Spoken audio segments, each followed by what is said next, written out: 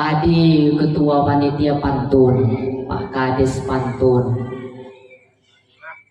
Mendengarnya awak udah macam tak awak yang ceramah, macam Pak Kades yang ceramah. Kita kasih pantun ya Bapak Ibu. Daun salam dibuat di atas pintu. Yang tak menjawab salam mudah-mudahan nanti malam digigit hantu. Kita ulangi.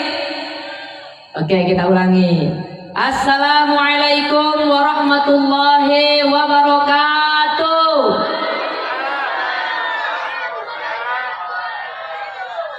Dipoto bang, agak sini sedikit bang, motonya biar nampak. Di pinggir Alhamdulillah. Masih foto, tunggu dulu. Nah. Udah? Oke. Alhamdulillahi rabbil alamin. Ad-dunya dzalilah wal akhiratu azizah. Kullu innal insani alladhi yuhibbud dunya fahuwa dzalil wa man alladhi yuhibbul akhirah fahuwa aziz. Asyhadu an la ilaha illallah wahdahu la syarikalah wa asyhadu anna Muhammadan abduhu wa rasuluh. Allahumma salli ala sayyidina Muhammad wa ala alihi wa sahbihi rasulillahi ajma'in, amma ba'du. Yang sama-sama kita hormati Bapak Kepala Desa Sayyidua Hulu Bapak Sumardi Nasution SH, dan juga hormat yang sama kepada Ketua BKM Bapak Arifin Julaidi Panjaitan SHMM, dan kemudian hormat juga kepada Ketua Panitia Muhammad Ridho Panjaitan dan Ketua Remaja Muhammad Solehin Marpaung dan Sekretaris Juniani Boru Panjaitan. Menengok foto ini semua senyum Pak, semua senyum, cuman abang ini aja yang agak cemberkan. Lainnya senyum semua. Oh, karena sendiri laki-laki, tapi perempuan ada juga yang cemborot. Kalau cemborot biasanya jomblo itu. Oke Bapak Ibu yang dimuliakan Allah Subhanahu wa taala, hormat juga yang sama kepada ketua atau para alim ulama, para kiai, para ustadz dan para guru Man Asahan Tanjung Balai, ya Pak ya? Iya kan? Nah, dan yang sama-sama kita hormati Bapak Ibu yang hadir di sini, dan tak lupa juga hormat kepada seluruh panitia ya, dan anak PKL atau PKN? PKL. Hah? Oh, PKLM. PKLM hampir PKN. PKLM Man Asahan, mudah-mudahan yang tak disebutkan satu persatu juga kembali kami ulangi hormat lagi kepada remaja masjid, remaja musola, musola Al-Ikhlas, terutama yang perempuan. Nah, ya kan? Dan juga yang kami sayangi juga ibu-ibu dan juga para remaja yang hadir di sini, dan terutama juga yang perempuan yang masih jomblo. Semua jomblo. Bapak Ibu yang dimuliakan oleh Allah Subhanahu wa taala, kita langsung masuk ke pokok. Apa tema kita hari ini? Saatnya menguatkan nilai ibadah, sholat, dan akhlak di tengah ujian akhir zaman, menjadikan sholat sebagai sumber kekuatan moral dan akhlak dalam keluarga, pekerjaan, dan lingkungan sosial masyarakat, serta membersihkan diri dalam menyambut kedatangan bulan suci Ramadan. Hadirnya kita di sini adalah untuk memperingati Isra wal Mi'rajnya Nabi Muhammad SAW. Seperti yang disampaikan oleh Bapak Kades dan juga Ketua Panitia tadi, bahwa buah dari Isra wal Mi'raj ini adalah sholat. Sholat sebenarnya.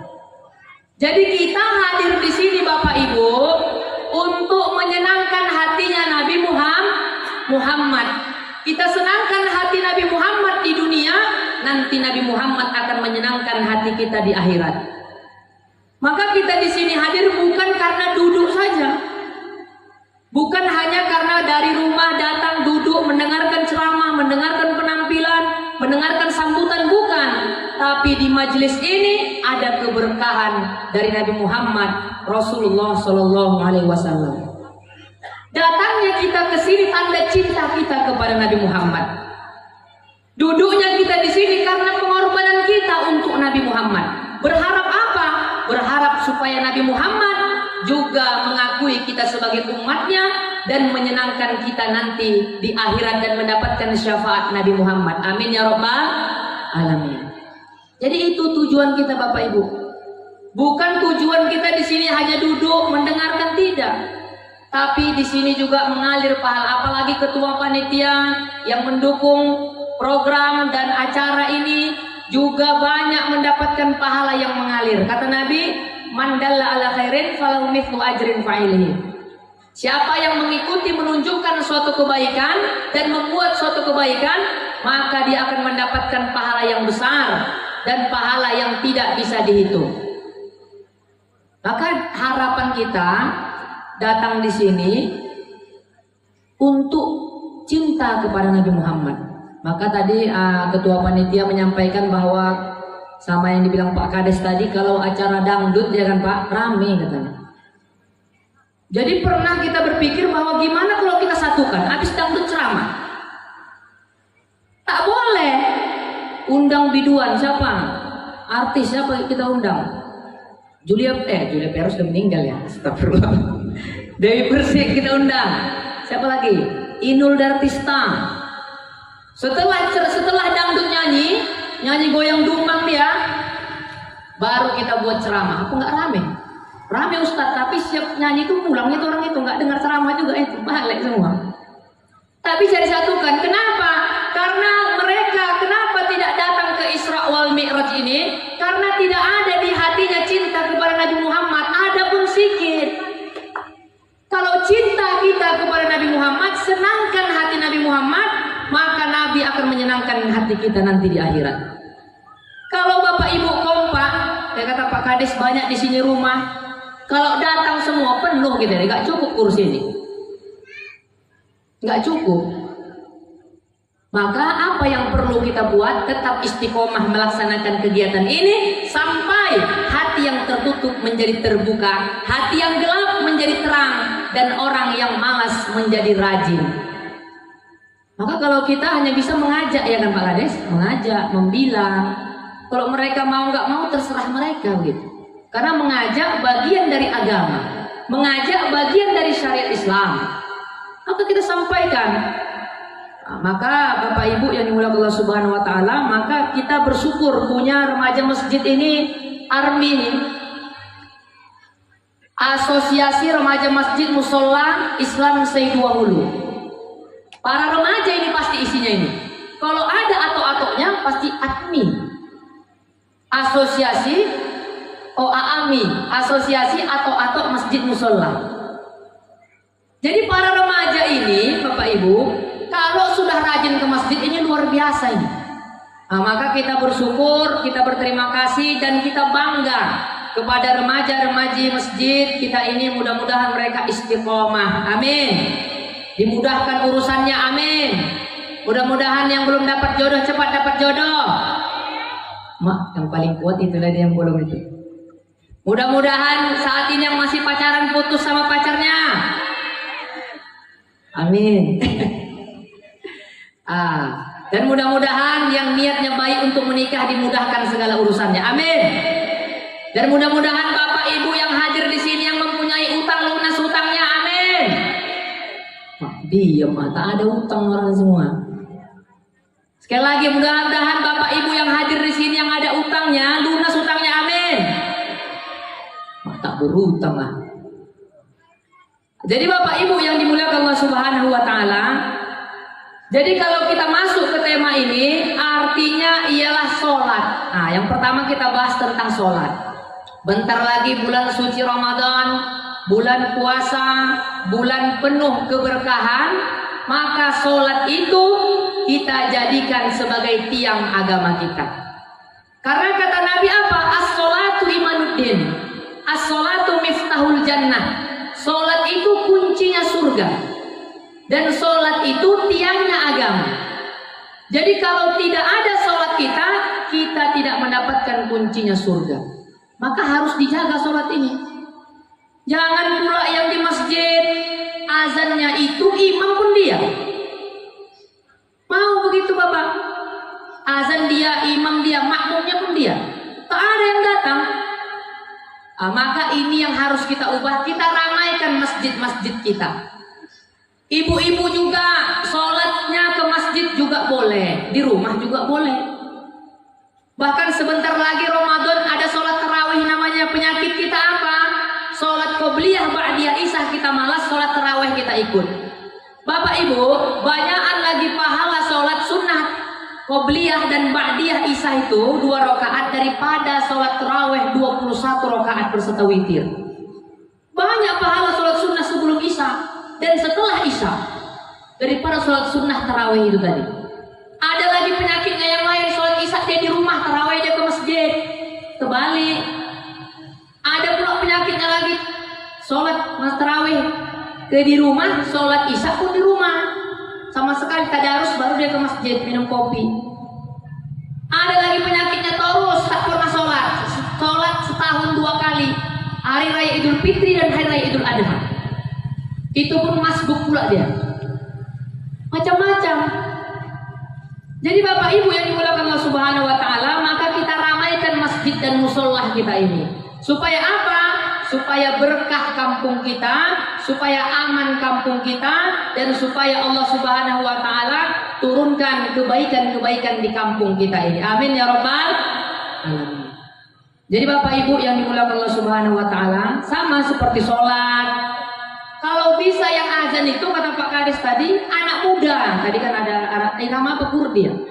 Nah. Jadi irama ada sholat azannya enak, tapi tak tersentuh hati orang. Yang enak saya tak tersentuh, apalagi yang meleak Pak Kadis. Coba lah, anak-anak muda yang enak azannya saya tak tersentuh hati orang, apalagi yang meleak. Udah azan bagus, oke. Imam bagaimana yang bagus imam sholat?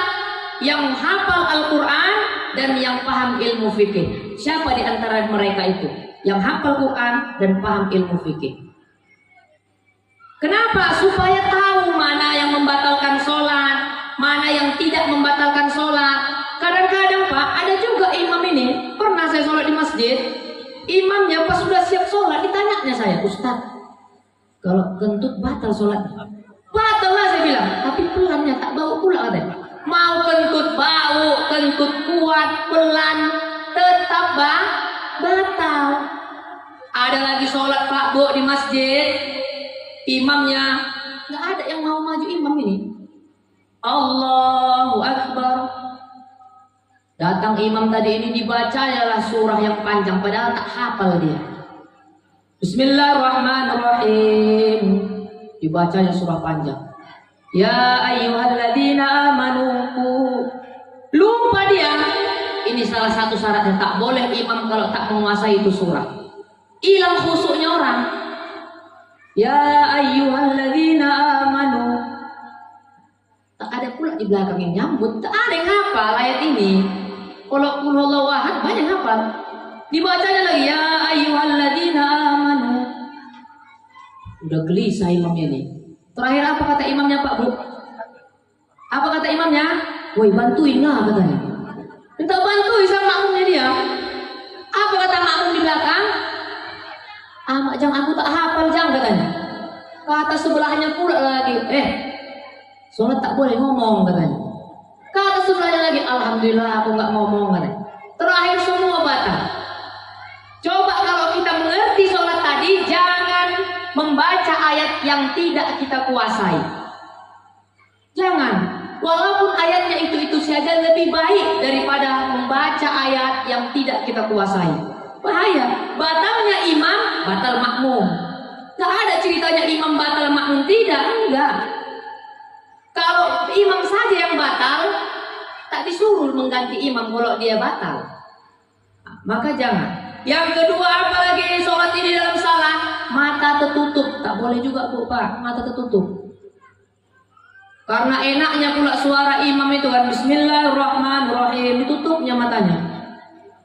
Pas ditutupnya, Kebayanglah dia semuanya. Mak udah tanggal 7, kereta lagi mak. Udah tanggal 8 ini mekar pula lagi. Tanggal 9 pula arisan wirid lagi. Poning awak ini. Tak boleh. Maka mata sholat harus melihat sajadah. Tak boleh nengok kemana-mana. Lasak pun gak boleh membaca kaligrafi masjid, tak boleh. Dibacanya kaligrafi semua. Allahu la ilaha illallah itu dibaca semua. Di sana ada Allah, sana ada Muhammad. Habis itu baca pula baju kaos orang di belakang. Udah menikah, uang dipegang istri semua. Jadi tak boleh. Jadi mata harus tertuju kepada sajadah. Tak boleh. Apalagi sholat yang salah, bergerak lebih dari 3 kali. Tak boleh. Bercakap, tak boleh. Bagaimana cara khusyuk sholat? 3. Yang pertama, kita bayangkan kekuasaannya Allah Subhanahu wa Ta'ala. Yang kedua, hadirkan siksa neraka dalam hati kita. Yang ketiga, hadirkan keindahan surga dalam hati kita. Kalau kita ngerti apa yang dibaca ayat imam itu, lebih bagus. Kita bayangkan, kita ini kan gitu khusyuk. Khusyuk itu bukan kosong, tetapi menghadirkan Allah di hati kita. Itu yang dikatakan khusyuk dalam sholat. Jadi bukan kosong, nanti kemasukan. Begitu. Jadi bagaimana caranya lagi?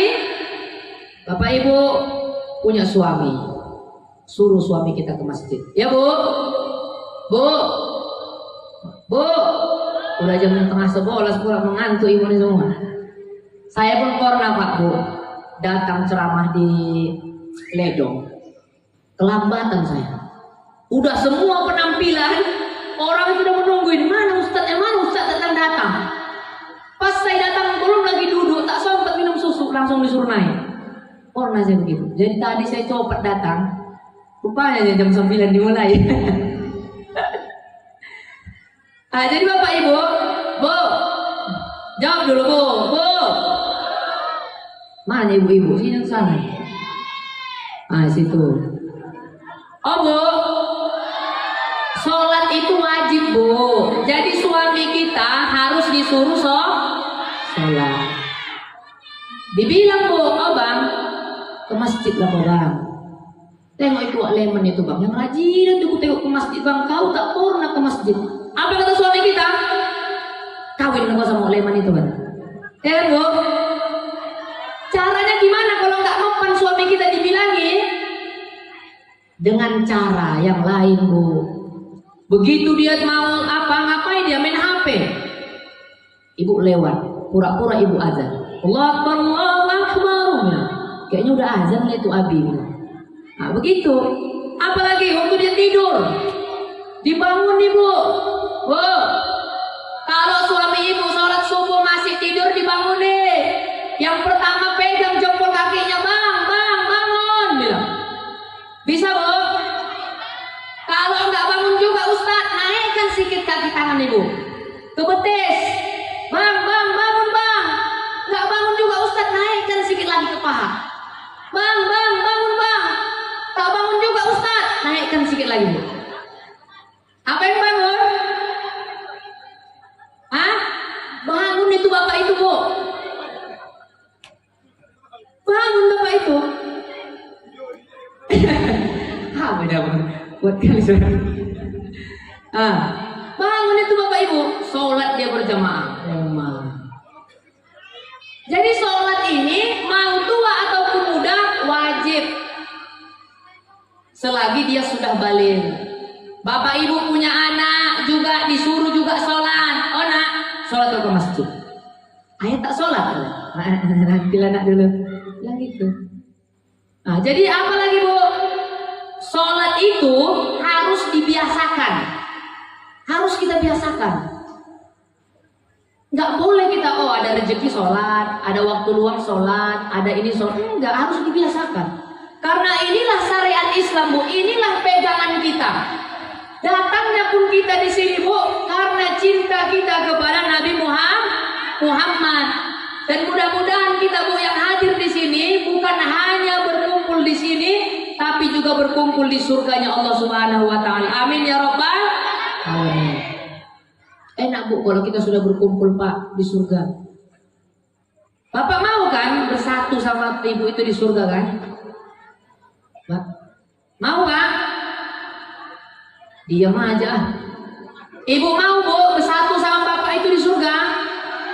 Mau. Bapak mau bersatu sama ibu di surga? Sikit yang menjawab. Di dunia aja udah hajar Bu Ustaz, kena lepet pagi siang sore malam. Mau di surga dilanjutkan merepet aja di surga. Tak tonang juga itu Bapak. Tidak Pak. Kalau udah di surga Bapak Ibu, ibu-ibu ini nggak akan merepet lagi. Udah hilang itu rasa repetnya itu. Tapi kalau di dunia baru. Udah ada yang menangis tuh, mengantuk itu dah Bu. Kenapa Bu? Mengantuk kan? Nah, jadi di surga nanti tidak ada lagi yang merepet-merepet. Tidak ada. Jadi Bapak Ibu yang dimuliakan oleh Subhanahu wa taala, maka yang pertama tadi sholat, yang kedua tadi bulan suci Ramadan. Bulan suci Ramadan adalah bulan yang dipenuhi keberkahan, yang mana pahala kita menjadi 10 kali lipat. Bagaimana? Kenapa sekarang ini orang malas melaksanakan sholat, malas melaksanakan puasa Ramadan, padahal Allah Subhanahu wa taala katakan ya ayyuhalladzina amanu kutiba alaikumus syiyam kama kutiba alal ladzina min qablikum la'allakum tattaqun. Pak, puasa Ramadan adalah amalan dan pahala yang dilakukan secara sembunyi-sembunyi. Bisa aja kita nggak puasa, kita bilang puasa sama orang. Kadang ya kan Pak, kita beli jalan-jalan ke sana, kita tengok di pajak ada warung yang ditutupi pakai tenda. Banyak orang makan dalamnya, yang nampak cuman kakinya aja. Tahu kita siapa itu? Nggak tahu kita. Pernah kita gitu Bu? Pernah Pak? Makan di warung yang ditutupi pakai kain, yang nampak cuman kakinya aja? Nggak pernah? Nggak pernah. Pernah sekali. Siapa yang tahu? Tidak ada. Jadi puasa Ramadan adalah puasa yang bisa dilakukan secara sembunyi-sembunyi. Ini adalah amalan-amalan para sahabat. Maka kata Allah, kalau kalian mau berpuasa, supaya apa puasa? Kata Allah, supaya kalian bertakwa sebagaimana orang-orang terdahulu, sebagaimana para sahabat. Itulah guna puasa. Jadi bentar lagi masuk bulan yang mulia itu Bapak Ibu. Masuk bulan yang kita tunggu-tunggu. Kalau kata Pak Ketua BKM tadi sama kata Pak Kades, belum tentu nanti Ramadan yang akan datang umur kita sampai. Karena mati ini tak kenal harus tua saja, betul kan Pak Kades? Mau tua, mau muda, mati ini seperti pohon, seperti kelapa.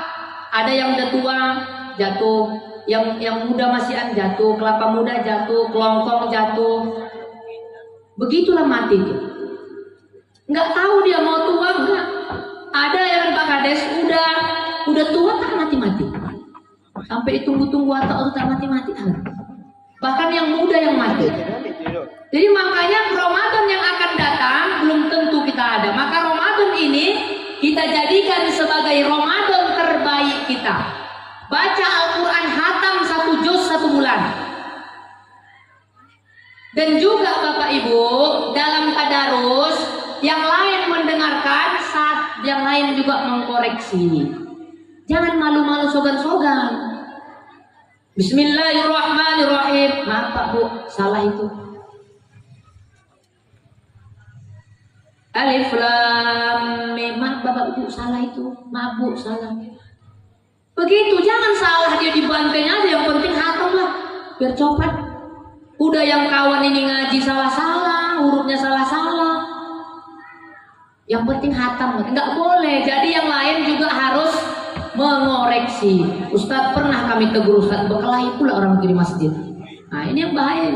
Maka kita sebagai umat Islam, mau tua pun ataupun muda, selagi belajar tidak ada yang namanya sakit-sakit hati. Hal yang wajar kalau dikasih tahu. Supaya apa? Benar kita dalam mengajarkan, mengamalkan agama Islam secara kafah ataupun secara utuh. Tak ada sakit-sakit hati. Jangan pula ditegur. Kau keplok tuh kau tegur pula aku ngaji nih. Aku lebih tua dari kau. Aku luar makan garam lagi. Datang anaknya dibilang apa doa makan garam toh katanya. Tak tahu ya. Jadi belajar itu tak kenal usia. Selagi ada gurunya, usia berapapun belajar, tak ada malu-malu. Begitu. Jadi Bapak Ibu yang dimuliakan Allah Subhanahu Wa Taala, bulan suci Ramadan sudah, sholat sudah, dan juga ujian akhir zaman menjadi dalam keluarga pekerjaan sosial. Jadi ujian akhir zaman ini apa sebenarnya Pak Bu?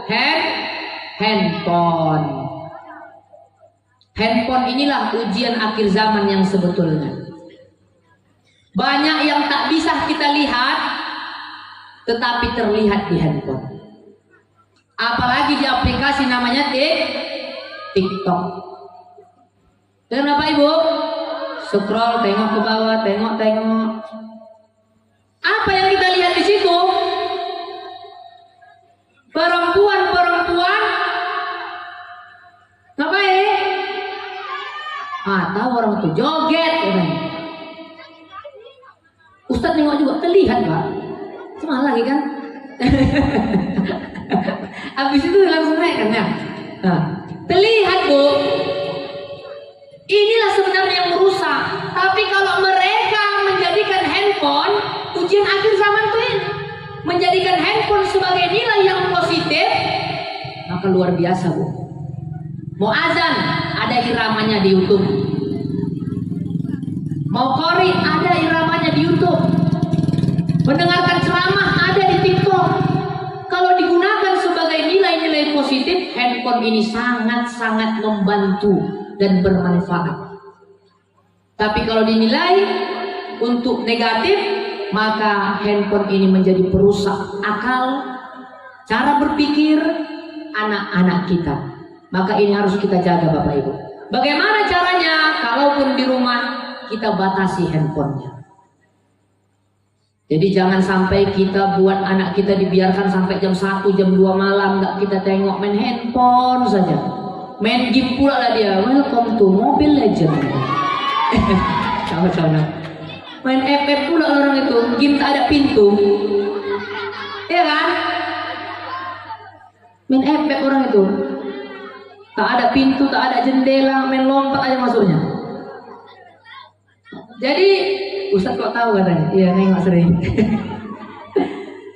Jadi Bapak Ibu yang dimuliakan Allah Subhanahu Wa Taala, maka kita sebagai orang tua, selaku orang tua harus mendidik anak-anak kita supaya menjadi anak-anak yang mencintai Rasulullah, mencintai agamanya Allah, dan juga mendukung supaya mereka mendapatkan nilai-nilai positif dan kegiatan-kegiatan yang positif. Anak Bapak Ibu yang belum bergabung di ARMI ini, maka segera disuruh Bapak Ibu supaya ada nilai-nilai agama, kegiatan-kegiatan positif yang dilakukan oleh mereka. Jadi Bapak Ibu yang dimuliakan Allah Subhanahu Wa Taala, kemudian kita acara ini juga untuk menjadikan kita menjaga tali silaturahmi. Jadi Bapak Ibu, menjaga tali silaturahmi ini adalah wajib. La tadkhulul jannah qati'un. Kata Nabi, tidak masuk surga orang yang memutuskan tali silaturahmi. Jadi orang yang memutuskan tali silaturahmi tidak masuk surga. Bahaya. Cuma Ustaz, udah aku maafkan ya dia, tapi diulanginya lagi begitu. Maafkan lagi. Udah diulangi lagi, maafkan lagi. Allah saja Maha Pemaaf, masa kita tidak memberi maaf? Siapa kita? Jangan ada iri, dengki, sombong, merasa lebih baik dari orang lain, merasa lebih bagus dari orang lain, merasa lebih terpandang dari orang lain, merasa lebih ini harus dihormati. Jangan seperti itu. Tapi menunduklah, meskipun kita seorang yang dihormati oleh orang lain, tapi jangan sampai ada jarak di antara kita sebagai manusia biasa. Karena kullu bani Adam khata'an wa khair khata'in tawwabun. Semua anak Adam punya salah, dan sebaik-baik mereka ialah yang langsung meminta maaf dan bertaubat kepada Allah Subhanahu Wa Taala. Dan anak-anakku juga remaja masjid, kawan-kawan, adik-adik, kakak, kalian juga kepada orang tua harus patuh, harus taat kepada orang tua. Jangan ngasih kado pas hari ibu aja. Hari ibu dibuatnya kado daster, ayahnya nggak dapat. Ya kan, Pak? Jangan lupakan ayah kalian. Kadang hari ibu aja daster mamanya udah banyak, ayahnya bolong. Kalau ibu-ibu ini banyak udah dasternya, ya kan, Bu? Pas wirid lain, undangan lain, Isra Mi'raj lain, ceramah lain, sholat teleponnya ganti-ganti. Kok bapak itu mak itu aja banyak haus pula. Sholat itu, Isra Mi'raj itu, maulid itu. Nah, jadi jangan lupa. Jadi kalian remaja masjid, remaja-remaja, jangan melawan kepada orang tua. Siapa nama sahabat atau bukan sahabat? Siapa nama tabi'in yang hidup di zaman Rasulullah yang menggendong ibunya ke Mekah? Siapa? Uwais Al-Qarni, digendongnya ibunya ke Mekah.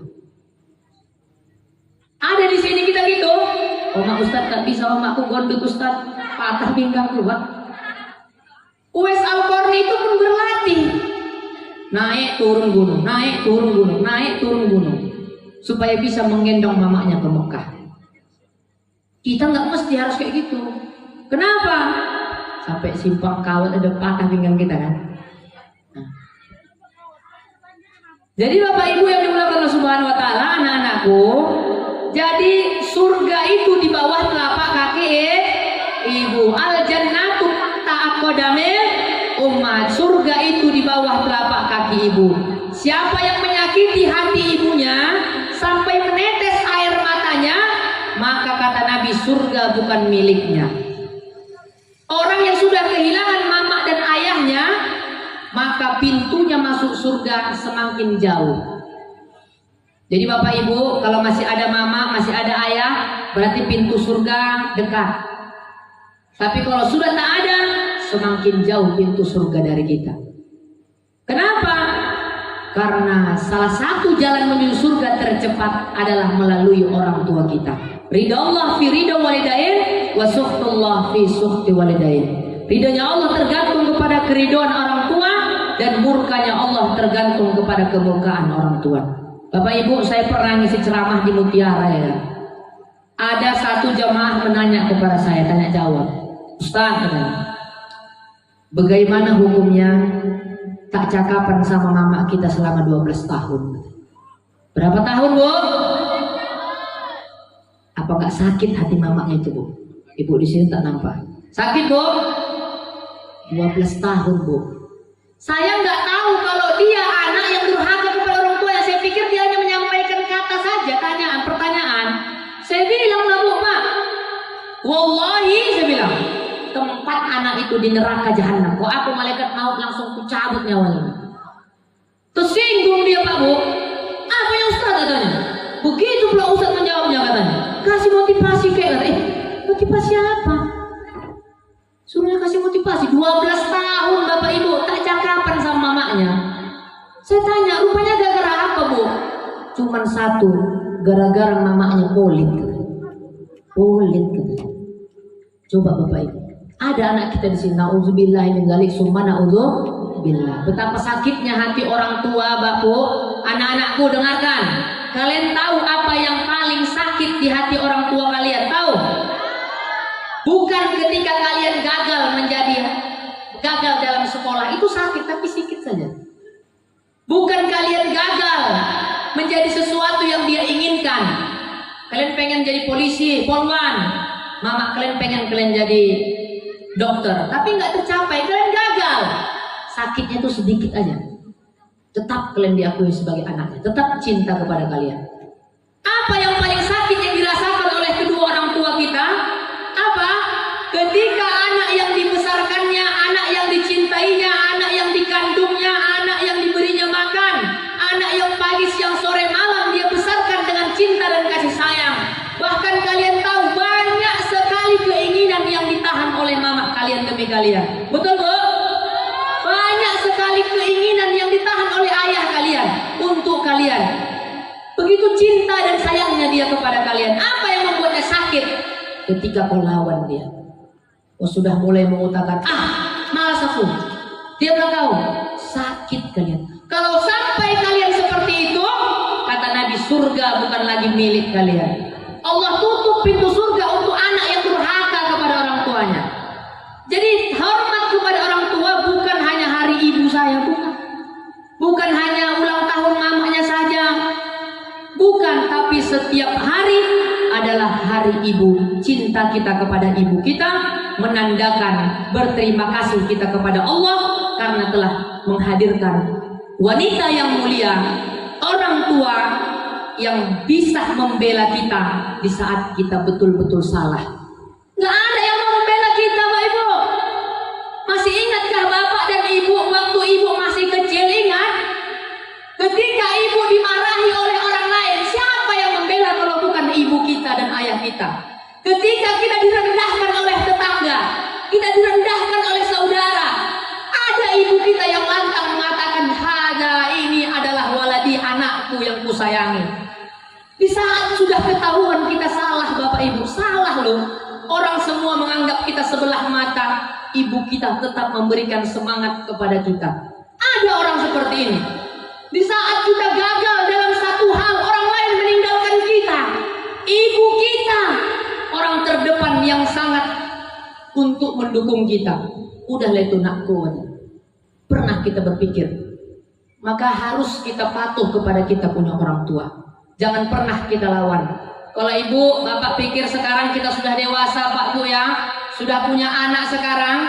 Apa hal yang paling sakit kita rasakan, Bapak Ibu, ketika menjadi orang tua? Bisa jadi anak kita melawan kepada kita, Bapak Ibu. Itu teguran dari Allah Subhanahu wa Ta'ala, bahwa engkau, wahai fulan, juga pernah membuat sakit hati orang tuamu. Engkau fulan, tengok, rasakan sakit hati dari anakmu. Itu adalah balasan teguran karena engkau pernah membuat sakit hati orang tuamu. Begitu. Engkau juga, wahai fulan, dulu orang tuamu juga sayang samamu. Kita rindu semua sama orang tua kita yang telah tiada, Bapak Ibu ya.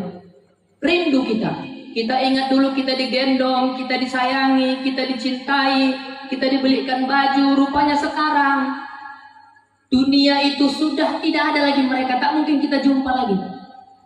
Saat ini kita hanya melawan kerasnya kehidupan tanpa orang tua. Maka itu anak-anakku, siap berbakti kepada orang tua. Jangan melawan orang tua, siap. Siap cinta kepada orang tua. Siap patuh kepada orang tua. Jangan memerintah orang tua, siap. Siap. Untuk Bapak Ibu yang dimuliakan Allah Subhanahu wa Ta'ala, kita juga hadir di sini supaya menjadi keluarga yang sakinah, mawaddah, warahmah. Apa keluarga yang sakinah, mawaddah, warahmah? Keluarga yang ada di dalamnya baiti jannati, rumahku ialah surgaku, bukan baiti nari, apa? Rumahku nerakaku. Bukan, tapi rumahku adalah surgaku.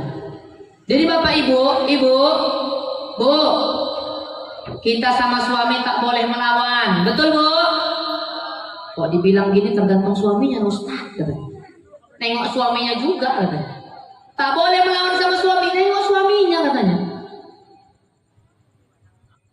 Enggak, mau suamimu kayak manapun, tetap agama mengharamkan yang namanya melawan kepada suami.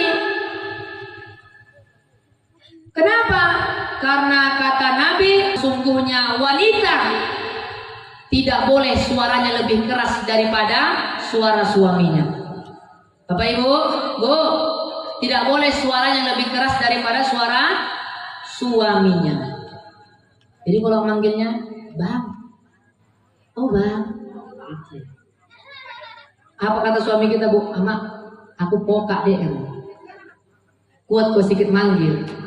Jadi harus lembut, Bu, jangan pula manggilnya dinamainya pula suaminya, Yusuf, katanya. Yusuf, katanya. Ada namanya Yusuf sini? Enggak, boleh. Dinamai tak boleh. Jangan namai, panggillah dengan panggilan yang bagus. Abang, Abi, apalagi Kakanda.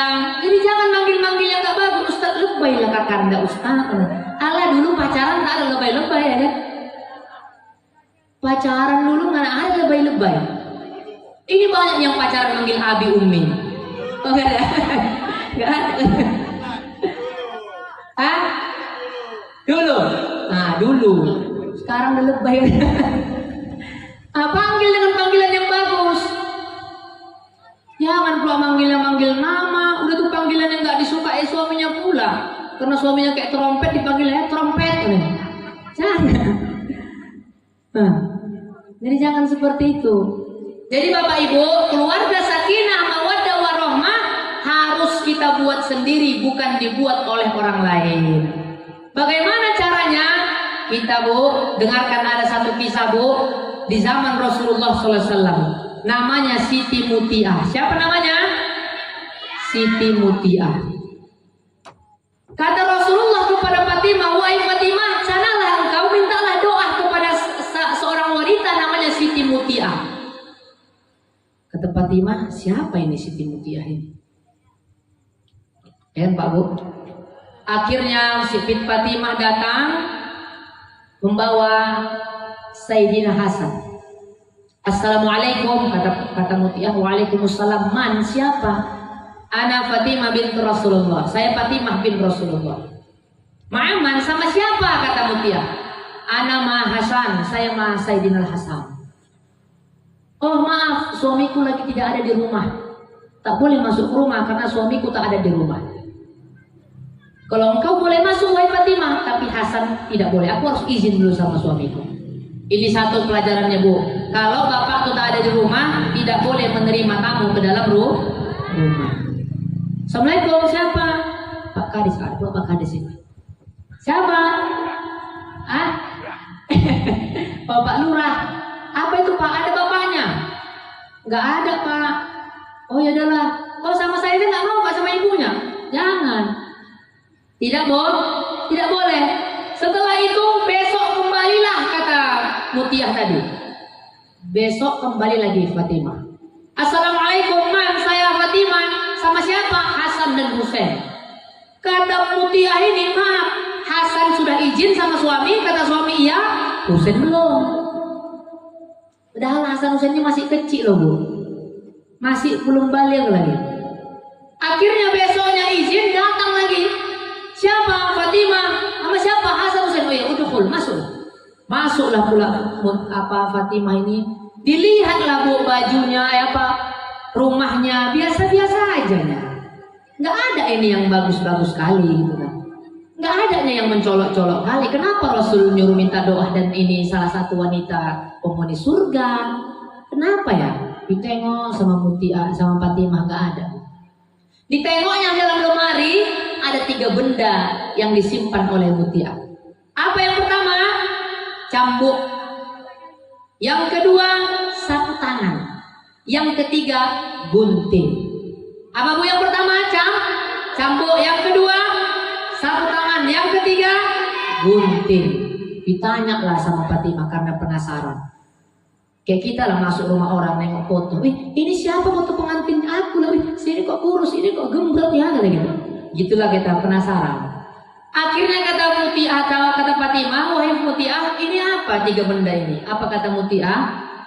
Wahai Fatimah, kalau tadi sapu tangan ini kugunakan ketika suamiku pulang dari mencari nafkah. Diketuk assalamualaikum waalaikumsalam, langsung kuilapkan suamiku punya keringat. Pernah kita gitu Bu? Pernah Ustaz, tapi pakai kena kompor katanya. Janganlah. Kalau tanggal tua udah gajian, Ustaz kami ilapkan juga pakai tisu lembut-lembut. Tanggal 1 mah pahit. Pahit aja mah pahit. Dilap Bu sama Mutiah, suaminya wajahnya keringatnya. Kita mana ada gitu. Pulang pun suami kita kadang, dari mana kau? Dari mana kau? Begitu. Yang akhirnya diilap sama suami. Yang kedua bendanya ialah gunting. Gunting ini untuk apa? Kata Fatimah. Gunting ini wahai Mutiah, ketika ingin tidur malam, Aku berkata sama suamiku, wahai suamiku, kalau ada dalam sehari semalam ini kata-kataku melukai hatimu, engkau baru pulang kerja, capek kau, tapi aku menyakiti hatimu, aku ridho wahai suamiku, gunting ini mulutku. Masih biasa bu? Ibu jangan coba-coba gitu. Belum siap ngomong, main gunting bapak tuh langsung. Jangan ibu coba gitu. Kalau ibu coba bang, kalau memang ada sehari ini bang, aku menyakiti hati abang, gunting langsung ya. Besok pas belanja udah berperban ini. Kenapa bu? Kok soalnya saya hulu ini rata-rata mulutnya kayak perban semua ya? Iya. Dengar ngikutin kata Ustadz tuh mah, korban kami semuanya. Jadi jangan bu. Yang ketiga adalah apa? Cambuk. Apa kata Mutia? Ini cambuk kugunakan ketika suamiku pulang ingin makan. Kukatakan sama suamiku, wahai suamiku, kalau masakannya nggak enak, kurang garam, kurang asin, maka cambuk aku ridho wahai suamiku. Yang penting engkau ridho kepadaku. Coba bu. Gimana pak? Mak, tak dimasakan, tak dimakan selesai kata pak. Kalau kurang asin, tak makan. Jadi luar biasa ini. Jadi kalau kita kayak gitu mbak ya, tiap hari asin, tiap hari gak cambuk itu tuh.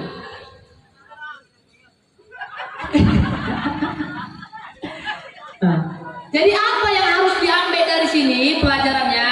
Satu saja. Ketaatan kepada suami ternyata menggetarkan hati Rasulullah dan Rasulullah menyukai perempuan yang betul-betul taat kepada suaminya. Begitu. Jadi nggak mesti harus kita bang potong lagi, nggak mesti. Yang penting taat sama suami ternyata membuat Rasulullah senang kepada wanita itu. Pantas saja perempuan yang kata Rasul kalau sudah taat sama suaminya bisa menjaga sholat 5 waktu, maka dia sudah pasti masuk ke dalam surganya Allah Subhanahu wa Ta'ala. Karena suami sama istri ini beda mah. Ibu-ibu kalau suaminya meninggal tak boleh menikah lagi sampai 4 bulan 10 hari masa iddahnya. 4 bulan 10 hari. Kalau laki-laki bu meninggal ibu jam 7:01 boleh dia menikah. Iya, sah bu, sah. Jam 7 ibu meninggal, jam 7:01 bapak nih menikah, sah. Tapi tak ada otak itu namanya bu. Iya kan bu? Sah, tapi kalau ibu harus tunggu 4 bulan 10 hari. Kalau ibu tak menikah sebelum 4 bulan 10 hari, tak sah nikahnya. Begitu. Laki-laki ini beda, maka laki-laki ini boleh matna wa thulatha wa ruba, boleh 2, 3 dan 4. Ya pak? Karena rezeki laki-laki ini bu tergantung doa istrinya. Doa istrinya. Banyak mendoakan, banyak rezekinya. Tak mau ibu membantu bapak ini biar ada yang mendoakan 4 orang. Mau bu? Mau? Tidak. Bapak maunya mendapatkan 4 biar banyak yang mendoakan. Takut semua bapak nih, mak heran juga pak. Dalam hatinya mak boleh juga tuh Ustaz. Banyak mendoakan, banyak rezeki. Nah begitu. Jadi kalau bisa banyak-banyak doakan suami kita ini, ya Allah mudah-mudahan suami itu mudah rezekinya. Kadang kita ini bu suami istri pun mudah kali berkelahi bertengkar ya kan bu. Kadang hari raya udah minta izinnya golak-golak. Suami istri golak-golak minta izinnya malu-malu. Ibu tahu tidak boleh pas lebaran suami yang mendatangi istri atau dipanggil, nggak boleh bu. Sini dek minta maaf, tidak boleh. Begitu lebaran datangi suamimu minta maaf. Bang, minta maaf lah adek ya bang. Kenapa dek? Izin minal aidin wal faizin, mohon maaf lahir batin ya bang. Banyak kali dosa adik sama abang.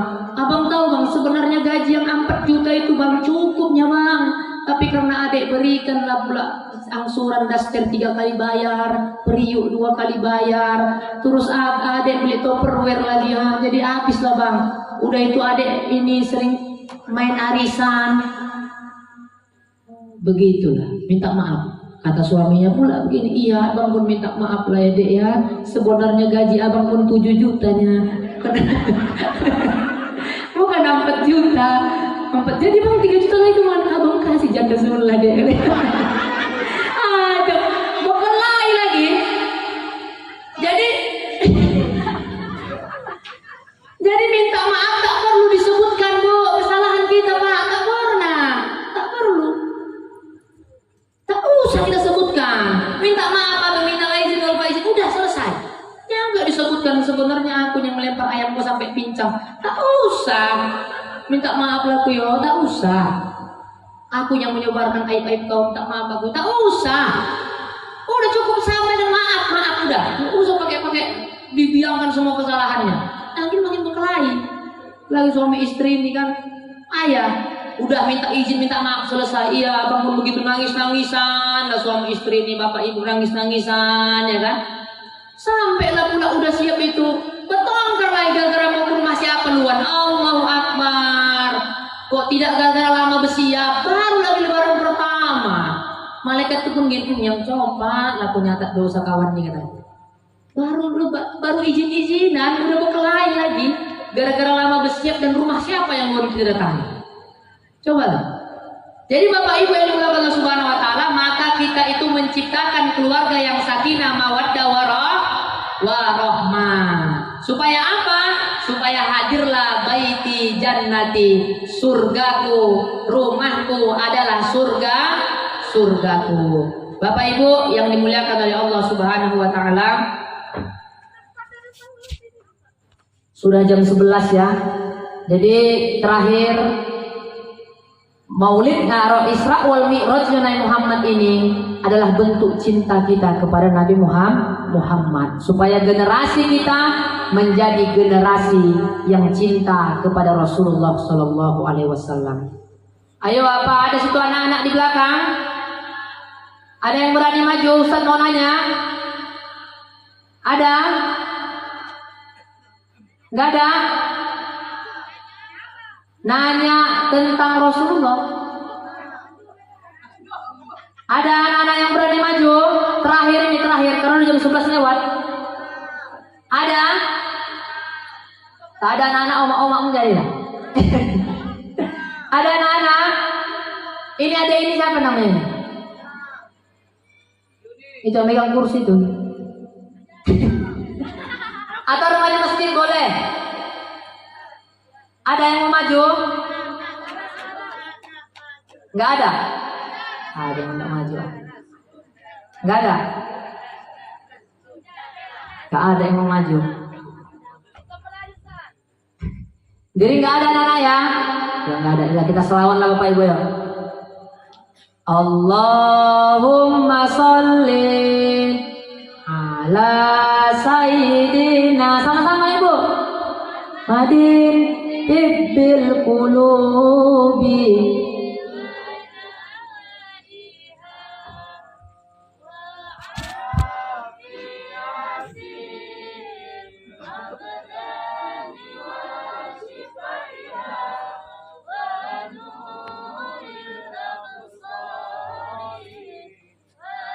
iya iha wa ala alihi wa sahbihi wa sallam.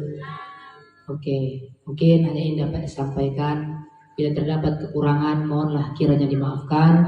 Terdapat ya kesalahan dalam ucapan atau perbuatan, mudah-mudahan kita semua dikumpulkan oleh Allah Subhanahu wa taala di surganya Allah.